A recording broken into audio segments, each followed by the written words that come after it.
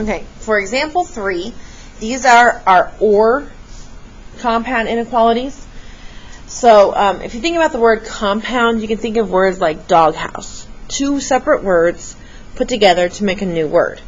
And so we have 2 separate problems that we're putting together to make a problem. And so if you look for ORs, you see the little picture of the 2 people who are like facing away from each other, arms crossed, mad at each other. They don't want to be near each other. They're going opposite of each other.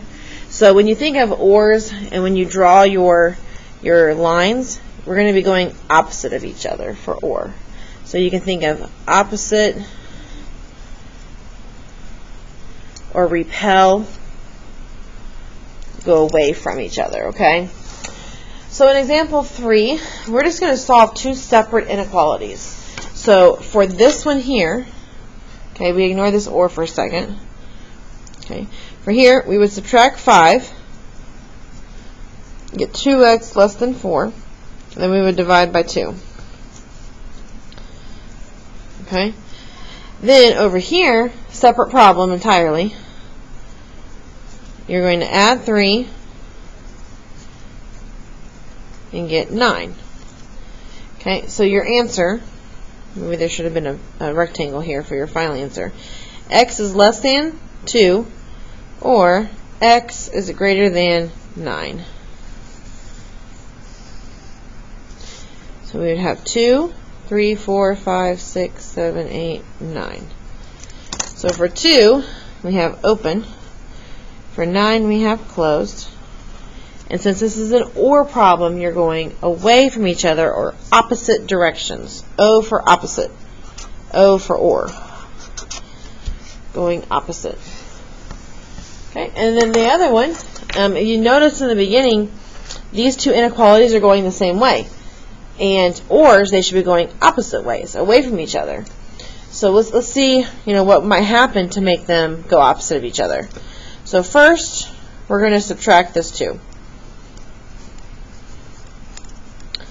3x less than or equal to negative 9.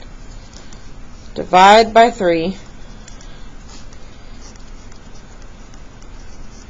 And x is less than or equal to negative 3. We didn't have to change this because we divided by a positive. Okay, or x could be whatever we get when we solve this. So let's subtract 5. So negative 4x is less than negative 4. 1 minus 5 is negative 4. Okay, but now we divide by negative 4. And we have x is greater than 1. So we had to flip our inequality because we divided by a negative. A negative divided by a negative is a positive. So we got 1. So now they are going opposite ways, which is correct because this would mean it's an OR problem. So we have negative 3, negative 2, negative 1, 0, 1. Open, close, and then go opposite of each other.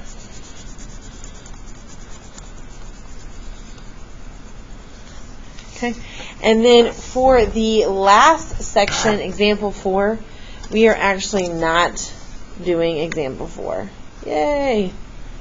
Alright, so one last time. Ands are together. Ands are together.